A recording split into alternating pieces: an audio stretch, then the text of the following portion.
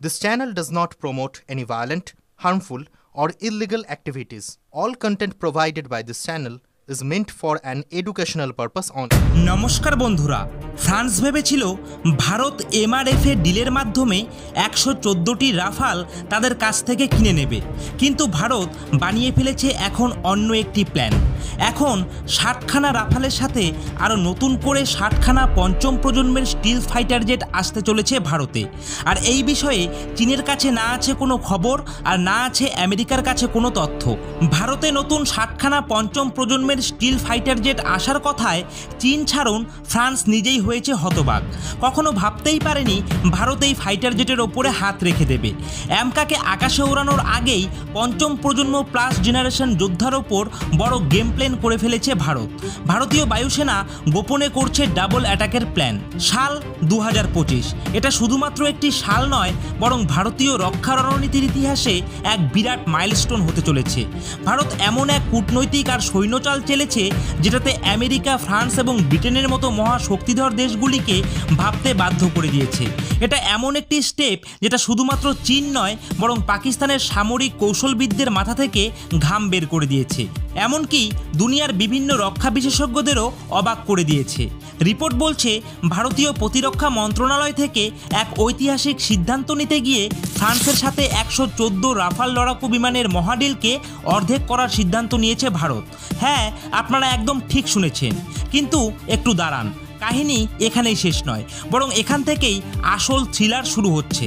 এই সিদ্ধান্তের পেছনে ভারতের এমন এক মাস্টার প্ল্যান লুকিয়ে রয়েছে যেটা ভারতের বায়ুসেনাকে এক ঝটকায় 2 দশক এগিয়ে নিয়ে যাবে। এই মুহূর্তে ভারত হাইব্রিড ফোর্স বানানোর লক্ষ্যে এগোচ্ছে, এমন একটি শক্তি যেটা বিশ্বের তাবড় তাবড় শক্তিধর দেশগুলির কাছেও নেই। প্ল্যান অনুযায়ী ভারত এখন প্রায় 60টি অত্যাধুনিক রাফাল F4 ভেরিয়েন্ট কিনবে এবং তার পাশাপাশি দুনিয়ার সবচেয়ে ভয়ঙ্কর 60টি পঞ্চম প্রজন্মের স্টিল ফাইটার জেটকেও নিজেদের বায়ুসেনায় অন্তর্ভুক্ত করবে।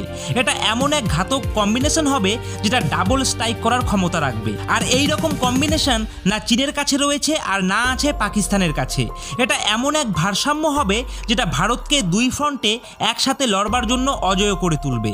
যতদিন পর্যন্ত আমাদের নিজেদের স্বদেশী ব্রহ্মাস্ত্র অ্যামকা পুরোপুরিভাবে তৈরি হয়ে যুদ্ধের ময়দানে না নামে, ততদিন পর্যন্ত বিদেশি স্টিল ফাইটার জেট আমাদের আকাশপথকে অভেদ্য দুর্গে পরিণত করে দেবে। আর এই সমস্তটা হবে লম্বা চওড়া টেন্ডারের মাধ্যমে নয়। ভারত এবার সরাসরি সরকারি স্তরে গিয়ে এই চুক্তিগুলো ফাইনাল করবে। আর এতে শুধুমাত্র গোটা প্রক্রিয়াতে গতি পাবে এমন নয়, বরং পুরো কন্ট্রোল, পুরো চুক্তি আর পুরো রণনীতি শুধুমাত্র ভারতের হাতে হবে। তো কি রয়েছে পুরো বিষয়টা সবটাই জানাবো আজকের এই পর্বতে। তার জন্য আপনাদের কাছে ছোট্ট একটি অনুরোধ, অবশ্যই আপনারা ভিডিওটিতে একটি লাইক করে দেবেন। আর আপনারা আমাদের চ্যানেলে নতুন হয়ে থাকলে অবশ্যই আপনারা আমাদের এই চ্যানেলটিকে সাবস্ক্রাইব করে নেবেন।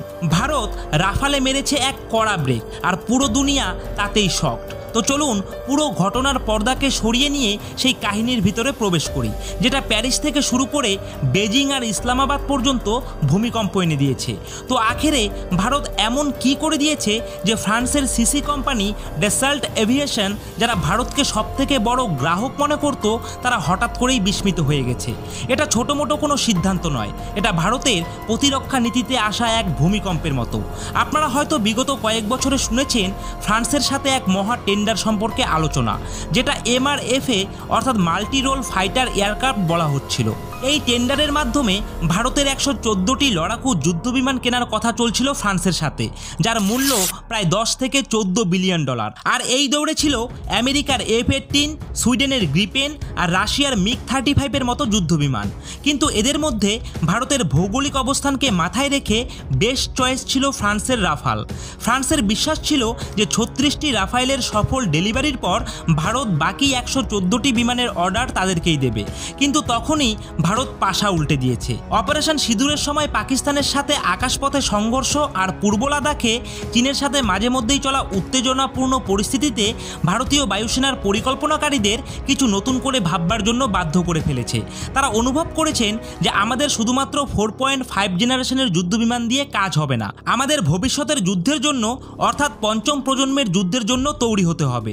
চীন অতি দ্রুততার সাথে পঞ্চম প্রজন্মের স্টিল ফাইটার জেট J-20 সংখ্যা বাড়াচ্ছে। যাচ্ছে। বিভিন্ন রিপোর্ট অনুযায়ী 2025 সালের মধ্যে চীনের কাছে 200-র বেশি J-20 ফাইটার জেট হবে, যেটা র্যাডারের মধ্যে সহজেই ধরা পড়ে না। আর একইভাবে পাকিস্তান চীনের সাহায্যে J-10C এর মতো আধুনিক যুদ্ধবিমান আর PL-15 এর মতো দূরপাল্লার হাওয়া থেকে হাওয়ায় মারণ ক্ষমতাযুক্ত মিসাইল স্থাপন করছে। আর এই মিসাইল ভারতীয় যুদ্ধবিমানের জন্য কার্যত এক হুমকি হয়ে দাঁড়াচ্ছে। আর তাই এই দুই সমস্যা থেকে বাঁচতে ভারতের এক ঐতিহাসিক পদক্ষেপ নিতেই হতো, আর ভারত এখন সেটাই করেছে। ভারতীয় প্রতিরক্ষা মন্ত্রণালয় থেকে সাম্প্রতিককালে যে তথ্য উঠে এসেছে তা দাবার চালের থেকে কিন্তু কম কিছু নয়। ভারত সিদ্ধান্ত নিয়েছে যে 114টি একই ধরনের বিমান কেনার থেকে আমরা বরং দুটো ভাগে ভাগ করি। এক ভাগ বর্তমানের প্রয়োজনীয়তাকে পুরো করবে, আর দ্বিতীয় ভাগ ভবিষ্যতের যুদ্ধের রণাঙ্গনে ভারতকে স্বস্তি যোগাবে। আর এখান থেকেই তৈরি হয়েছে 60+60 ফর্মুলা, অর্থাৎ প্রায় 60টি রাফাল F-4 আর প্রায় 60টি পঞ্চম প্রজন্মের স্টিলথ ফাইটার জেট। রাফাল F-4 যেটা বর্তমান সময়ে সবথেকে উন্নত সংস্করণ, ইলেকট্রনিক ওয়্যারফেয়ার ক্ষমতা, দুর্দান্ত রাডার আর ঘাতক মিসাইলের সাথে ভারতীয় বায়ুসেনার মারণ ক্ষমতাকে আরও বাড়িয়ে তুলবে। আর অন্যদিকে 60খানা স্টিলথ ফাইটার জেটের বহরা ভারতকে সেই শক্তি দেবে যেটা চীন শুধুমাত্র স্বপ্নই দেখতে পারে। এই স্টিলথ ফাইটার জেট শত্রুর এয়ার স্পেসে ঢুকে তাদের রাডারকে ফাঁকি দিয়ে হাই ভ্যালু টার্গেটকে ধ্বংস করে ফিরে আসতে পারে। এমনকি এটা সাইলেন্ট কিলার ফোর্স হবে, যা যুদ্ধ শুরু হওয়ার আগেই শত্রুর কোমর ভেঙে দেবে। আর ভারতের এই সিদ্ধান্ত এক ঢিলে দুই পাখি মারার মতো। প্রথমত, এই সিদ্ধান্ত বায়ুসেনার কমতি স্কোয়াড্রনের সংখ্যা দ্রুততার সাথে ভরাট করবে। আর দ্বিতীয়ত, যতদিনে আমাদের নিজেদের স্বদেশী পঞ্চম প্রজন্মের যুদ্ধবিমান অ্যামকা 2030 সাল নাগাদ ভারতীয় বায়ুসেনায় অন্তর্ভুক্ত হবে, ততদিনে এই নতুন স্টিলথ ফাইটার জেট টেকনোলজি আমাদের এই গ্যাপটিকে ভরাট করে দেবে। এটা একটা স্টিলথ ব্রিজের মতো কাজ করবে, যেটা আমাদের আত্মনির্ভরতার লক্ষ্যে সুরক্ষিতভাবে পৌঁছে দেবে। আর এটাই কিন্তু ফ্রান্সের জন্য মারাত্মক একটা ঝটকা আর মেক ইন ইন্ডিয়ার আসল খেলা। এখন এখানে একটা প্রশ্ন উঠে আসে যে এই সিদ্ধান্তের জন্য ফ্রান্সের ঝটকা কিভাবে লাগলো। দেখুন, ড্যাসাল্ট এভিয়েশন ভারতের মধ্যে একটি পুরো প্রোডাকশন লাইন তৈরি করার জন্য কমপক্ষে 100 থেকে 114টি বিমান অর্ডারে শর্ত রেখেছিল। তাদের প্ল্যান ছিল ভারতের মধ্যে রাফালকে তৈরি করবে, যার মাধ্যমে মেক ইন ইন্ডিয়ার শর্তও পূরণ হবে আর তারা একটা বড় অর্ডারও পেয়ে যাবে। কিন্তু ভারত এখন শুধুমাত্র 60খানা বিমানের কথা বলছে। কিন্তু বাস্তব তো এটা যে এত কম অর্ডারের জন্য বিশ্বের কোনো কোম্পানি পুরো ফ্যাক্টরি ভারতে তৈরি করতে চাইবে না। এটা ড্যাসাল্ট এভিয়েশনের জন্য একটা বড় ঝটকা। কিন্তু এখানেই ভারতের আসল কূটনীতি আর মেক ইন ইন্ডিয়ার পেছনে লুকানো আসল প্ল্যান সামনে উঠে আসে। এবার ভারত ফ্রান্সের সামনে একটি নতুন শর্ত আরোপ করেছে।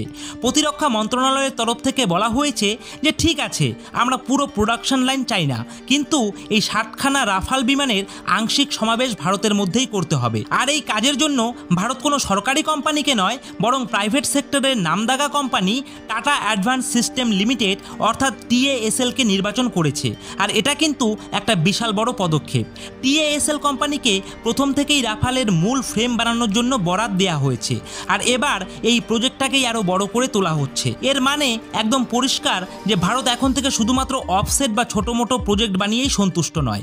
ভারত এখন থেকে ফাইটার জেট ম্যানুফ্যাকচারিং টেকনোলজি আর স্কিল দুটোই নিজেদের দেশে নিয়ে আসতে চাইছে। এর মাধ্যমে ভারতের ভবিষ্যতের পিলারকে আরও মজবুত করা হচ্ছে। টাটার মতো প্রাইভেট কোম্পানিকে এই প্রক্রিয়াতে সামিল করে HAL অর্থাৎ হিন্দুস্তান অ্যারোনটিক্স লিমিটেডের ওপর নির্ভরতা কমিয়ে দিচ্ছে আর দেশের ভিতরে এক প্রতিযোগিতামূলক এরোস্পেস ইকোসিস্টেম বানিয়ে তুলছে। আজ টাটা যা রাফায়েলের মূল ফ্রেম তৈরি করছে, আগামীতে সেটাই আমাদের স্বদেশী অ্যামকা তৈরিতে কাজে লাগবে। আর এটা কিন্তু ভারতের জন্য একটি দূরদর্শী চিন্তাভাবনা।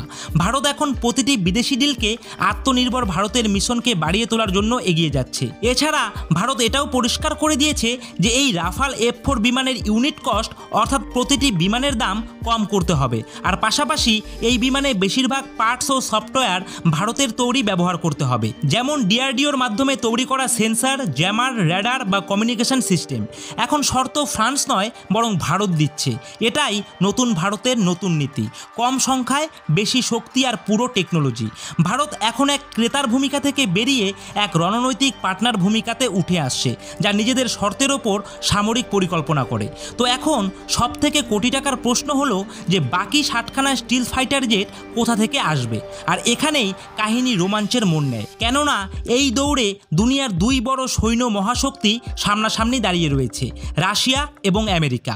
আর ভারত এদের দুজনের মধ্যেই যে কোনো একজনকে বাছাই করার জন্য কোনো রকম তাড়াহুড়োতে নেই, দুজনকেই অপেক্ষায় দাঁড় করিয়ে রেখেছে আর নিজেদের শর্ত আরোপ করে ডিল হাসিল করতে চাইছে। একদিকে রয়েছে রাশিয়া, যা ভারতের সবথেকে পুরনো এবং ভরসাযুক্ত বন্ধু। রাশিয়া ভারতকে নিজেদের সবথেকে শক্তিশালী পঞ্চম প্রজন্মের ফাইটার জেট Su-57 অফার করেছে। আর এই অফার শুধুমাত্র ভাষণবাজি নয়, সাম্প্রতিককালে খবর উঠে এসেছে রাশিয়ার রাষ্ট্রপতি ভ্লাদিমির পুতিন কিছুদিনের মধ্যেই ভারত সফরে আসতে পারেন। আর এই সফর শুধুমাত্র কূটনৈতিক হবে না, বরং সামরিক ক্ষেত্রেও গভীর পর্যালোচনা হবে। এমনটাও দাবি করা হচ্ছে যে সম্ভাবনা রয়েছে এই সফরের মাধ্যমেই Su-57 নিয়ে নির্ণায়ক আলোচনা হয়ে যেতে পারে। Su-57 একটি twin engine super manoeuvrable fighter jet, যা সম্পূর্ণ স্টিল ক্ষমতা দিয়ে ঘেরা। রাশিয়ার দাবি এটা আমেরিকার F-22 র্যাপ্টার আর F-35কে টক্কর দেবার পূর্ণ ক্ষমতা রাখে। ভারত প্রথমে রাশিয়ার সাথে মিলে FCFA 5th generation fighter aircraft প্রোগ্রামের ওপরে কাজ করেছিল, যেটা Su-57 ওপরেই ভিত্তি করে হয়েছিল। যদিও পরবর্তীতে সেই প্রোগ্রাম থেকে ভারত বেরিয়ে যায়, কিন্তু এখন পরিস্থিতি বদলে গেছে। রাশিয়া ভারতকে টেকনোলজি ট্রান্সফার আর সোর্স কোড সহ ভারতের মধ্যেই Su-57কে নির্মাণ করার প্রস্তাব দিয়েছে এবং স্বয়ং রাশিয়ার রাষ্ট্রপতি ভ্লাদিমির পুতিন ভারত সফরে এসে এই প্রস্তাবকে আরেকবার দিতে পারে। অন্যদিকে দাঁড়িয়ে রয়েছে আমেরিকা। আমেরিকা ভারতকে তাদের সবচেয়ে চর্চিত আর টেকনিকের দিক থেকে উন্নত F-35 lightning II fighter jet বিক্রি করার জন্য তৈরি। F-35কে দুনিয়ার সবচেয়ে স্মার্ট ফাইটার জেট বলে মানা হয়। এই ফাইটার জেটের সবথেকে বড় শক্তি মানা হয় এর স্টিল ডিজাইন আর নেটওয়ার্ক সেন্ট্রিক ওয়্যারফেয়ার সিস্টেমকে। এটা একদম ফ্লাইং কম্পিউটারের মতো, যেটা যুদ্ধের ময়দানে পুরো চিত্র বদলে রেখে দেওয়ার ক্ষমতা রাখে আর আশেপাশের অন্য বিমান, ড্রোন আর গ্রাউন্ড স্টেশনের সাথে রিয়েল টাইমে ডেটা শেয়ার করতে পারে। এটা চীনের J-20 ফাইটার জেটের জন্য এক খারাপ স্বপ্নে রূপান্তরিত হতে পারে। কিন্তু F-35 এর সাথে বেশ কিছু চ্যালেঞ্জেসও রয়েছে। আমেরিকা F-35কে বেশ কিছু শর্তের ওপর বিক্রি করে, পাশাপাশি এই ফাইটার জেটের রক্ষণাবেক্ষণ আর অপারেশনাল খরচ অনেকটাই বেশি। আর সবথেকে বড় কথা হলো আমেরিকা তার স্বার্থের জন্য যে কোনো সময় ভারতের ওপর স্যাংশন লাগিয়ে দিতে পারে, এমনকি স্পেয়ার পার্টসের সাপ্লাই বন্ধ করে দিতে পারে, যেমনটা তারা তুর্কির সাথে করেছিল। কিন্তু ভারত নিজের রণনৈতিক কৌশলের ক্ষেত্রে কোনো রকম আপোষ করতে রাজি নয়। তাই ভারত খুব ভেবেচিন্তে নিজেদের চাল চালছে। ভারত না রাশিয়ার দিকে একদম ঝুঁকে পড়েছে আর না আমেরিকাকে কোনো পাকা কথা দিয়েছে। ভারত দুই পক্ষের অফারকে মূল্যায়ন করছে, তাদের টেকনোলজিকে যাচাই করছে আর পর্দার পেছনে এক সাইলেন্ট ইন্টেলিজেন্স ডিপ্লোমেসির খেলা খেলছে। ভারত দেখছে কোন দেশ সবথেকে ভালো টেকনোলজি, সবথেকে ভালো দাম আর মেক ইন ইন্ডিয়ার মাধ্যমে সবথেকে ভালো সুযোগ দেওয়ার জন্য তৈরি হয়। ভারত এই মুহূর্তে একটি ভালো জায়গায় দাঁড়িয়ে রয়েছে, যেখানে দুই মহাশক্তি তাদের নিজেদের হাতিয়ার বিক্রি করার জন্য লাইনে দাঁড়িয়ে রয়েছে। আর শেষ ফয়সালাটা কিন্তু ভারতই করবে। আর এটাই নতুন ভারতের বেড়ে ওঠা সবথেকে শক্তিশালী হওয়ার বড় প্রমাণ। এখন আপনারা হয়তো ভাবছেন, যদি আমরা বিদেশি পঞ্চম প্রজন্মের ফাইটার জেট কিনে ফেলি, তাহলে আমাদের স্বদেশি ফাইটার জেট অ্যামকার কি হবে? এই প্রজেক্ট কি থমকে থাকবে? এর জবাব হচ্ছে একদম না। বরং বিদেশি ফাইটার জেট কেনার আরেকটি বড় কারণ হচ্ছে আমাদের প্রজেক্টকে আরও বেশি করে মজবুত করে তোলা। আপনারা এটা একটু বোঝার চেষ্টা করুন যে এটা একটা মাল্টি লেয়ার স্ট্র্যাটেজি। অ্যামকা ভারতের একটি স্বপ্ন, এটা আমাদের সেই স্বপ্নের ব্রহ্মাস্ত্র। এটা একটা টুইন ইঞ্জিনওয়ালা 5.5 অর্থাৎ ওই বলা যেতে পারে 6th জেনারেশনের স্টিল ফাইটার জেট হবে। দুনিয়ার যে কোনো ফাইটার জেট থেকে উন্নত অথবা তাদের সমকক্ষ। কিন্তু এই ধরনের অত্যাধুনিক বিমান ডিজাইন করতে, বিকশিত করতে, টেস্ট করতে আর বড় সংখ্যায় উৎপাদন করতে সময় লাগবে। অনুমান করা যায় অ্যামকার প্রথম প্রোটোটাইপ 2026 থেকে 2027-এর মধ্যে আকাশে উড়বে আর 2030 থেকে 2035-এর মধ্যে ভারতীয় বায়ুসেনায় অন্তর্ভুক্ত হবে। এবার 2025 থেকে 2035-এর গ্যাপটা প্রায় 10 বছর। এই গ্যাপটা ভারতের জন্য কিন্তু ভীষণ গুরুত্বপূর্ণ। আর এই গ্যাপে ভারতের আকাশ প্রতিরক্ষা ব্যবস্থাকে আমরা কোনোভাবেই কমজোর হতে দিতে পারি না, বিশেষ করে তখন যখন আমাদের পার্শ্ববর্তী দেশ চীন লাগাতার তাদের শক্তি বাড়িয়েই চলেছে। এই গ্যাপকে ভরাট করবার জন্যই ভারত 60টি বিদেশি স্টিল ফাইটার জেট কিনতে যাচ্ছে। এই ডিলটাকে একটি সাময়িক সমাধানের ক্ষেত্র হিসাবে দেখা হচ্ছে। এই বিমান আমাদের শুধুমাত্র এই 10 বছরের গ্যাপকেই পূরণ করবে না, বরং এর টেকনোলজি এবং এর অপারেশন মেনটেন্যান্স থেকে আমাদের ইঞ্জিনিয়ার এবং পাইলটদের পঞ্চম প্রজন্মের এয়ারক্রাফটকে হ্যান্ডেল করার যে অভিজ্ঞতা রপ্ত হবে তা অ্যামকা প্রোগ্রামের জন্য অমূল্য হবে। যতদিনে অ্যামকা আসবে ততদিনে আমাদের কাছে পঞ্চম প্রজন্মের ফাইটার জেটের একটা পুরো ইকোসিস্টেম তৈরি হয়ে যাবে। আর অ্যামকা প্রজেক্ট শুধুমাত্র কাগজে কলমে নয়, বরং বাস্তবেও বিরাট গতিতে এগিয়ে যাচ্ছে। এই প্রজেক্টের সবথেকে বড় প্রবলেম ছিল এর ইঞ্জিনকে নিয়ে। ভারত বছরের পর বছর থেকে কাবেরী ইঞ্জিনের উপরে কাজ করছিল, কিন্তু তার পুরো সফলতা আমরা এখনো অবধি পাইনি। কিন্তু এই ইঞ্জিনের ওপরেও একটি খুশির খবর উঠে এসেছে যে সাম্প্রতিককালে ভারতের কাবেরী ইঞ্জিনের একটি ডেরিভেটিভ হাই অ্যালটিটিউড টেস্টিং সফলতার সাথে রাশিয়ায় সম্পূর্ণ করেছে। আর এর মানে হচ্ছে আমরা একটি শক্তিশালী ফাইটার জেট ইঞ্জিন বানানোর একদম দোরগোড়ায় দাঁড়িয়ে আছি, যদিও তার জন্য আমাদের একটু সময়ের প্রয়োজন। তো সবশেষে পুরো বিষয়টা কেমন দেখায় দেখুন। এটা কোনো হলিউড ব্লকবাস্টার ফিল্মের ক্লাইম্যাক্সের সিনের থেকে কম কিছু নয়, যেখানে হিরো তার সর্বশেষ শক্তিশালী চালটা চালে।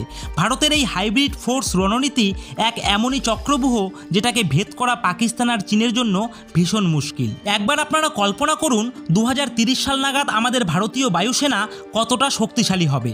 SU-30 MKI যা আপগ্রেড হয়ে সুপার সুখোয়ে পরিণত হবে, আর তার সাথে থাকবে আমাদের স্বদেশি LCA তেজস MK1 আর MK2 যা বেশি সংখ্যায় উৎপাদিত হয়ে ভারতের বায়ুসেনার মেরুদণ্ড হয়ে উঠবে। আর ফ্রন্টলাইনে থাকবে 60খানা রাফাল F4 যাদের ঘাতক মিসাইল আর ইলেকট্রনিক জ্যামারের সাথে যে কোনো হাওয়াই আক্রমণকে নাস্তানাবুদ করে দেবে। আর এই সব কিছুর ওপরে অদৃশ্য ছায়ার মতো ঘুরতে থাকবে আমাদের 60খানা নতুন পঞ্চম প্রজন্মের ফাইটার্স।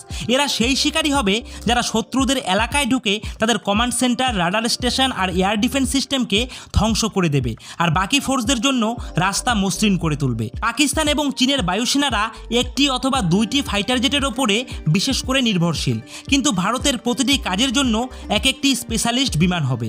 SU-30 MKI হবে দূরপাল্লার এয়ার সুপিরিয়রিটির জন্য, তেজস পয়েন্ট ডিফেন্সের জন্য, রাফাল ডিপ স্ট্রাইক আর ডগ ফাইটের জন্য, আর স্টিল জেটস প্রথম দিনের যুদ্ধে শত্রুকে অন্ধ করার জন্য। এই সমস্ত ফাইটার জেটস ভারতের নিজেদের স্যাটেলাইট, অ্যাওয়াক্স, এয়ারবর্ন বোর্নিং অ্যান্ড কন্ট্রোল সিস্টেমের সাথে যুক্ত থাকবে, যা বিমানের সাথে জড়িত এক অ্যাডভান্স ডেটা গ্রিডের অংশ হিসেবে জড়িত থাকবে। আর একেই নেটওয়ার্ক সেন্ট্রিক ওয়ারফেয়ার বলা হয়, যেখানে প্রতিটা প্ল্যাটফর্ম রিয়েল টাইমে একে অপরের সঙ্গে ডেটা শেয়ার করবে। আর এই সব কিছুই ভারতের বায়ুসেনাকে এমন ঘাতক করে তুলবে যা শত্রুপক্ষের ভাবনার থেকে অনেক গুণ এগিয়ে থাকবে। তো এবার আপনাদের কি মনে হয়, ভারতের রাশিয়ার SU-57 নাকি আমেরিকার F-35 কোনটা কেনা উচিত? আপনাদের মতামত অবশ্যই জানান কমেন্ট বক্সে। আপনাদের প্রত্যেকের কমেন্ট পড়ার জন্য আমি নিজে অপেক্ষায় রইলাম। আশা করছি আজকের এই ভিডিওটা আপনাদের ভালো লেগেছে। যদি আজকের এই ভিডিওটি ভালো লেগে থাকে তাহলে অবশ্যই ভিডিওটিতে একটি লাইক করে দেবেন। আর প্রতিনিয়ত জিওপলিটিক্স সম্বন্ধিত ভিডিও পাওয়ার জন্য অবশ্যই আপনারা আমাদের এই নিউজ জিওপলিটিক্স ইউটিউব চ্যানেলটিকে সাবস্ক্রাইব করে দিয়ে পাশে থাকা বেল আইকনটিকে বাজিয়ে দেবেন। আর বন্ধুরা, ভিডিওটাকে শেয়ার করতেও কিন্তু একদম ভুলবেন না। তো আজকের ভিডিওটা এখানেই শেষ করছি। জয় হিন্দ, জয় ভারত।